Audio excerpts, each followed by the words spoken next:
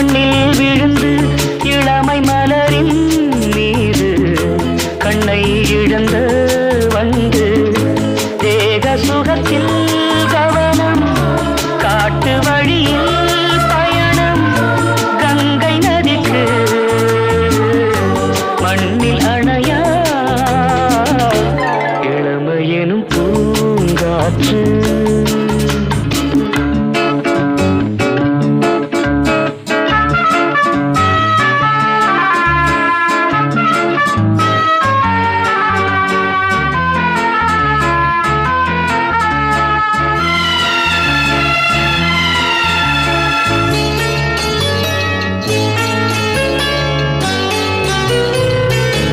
அங்கம் முழுதும் பொங்கும்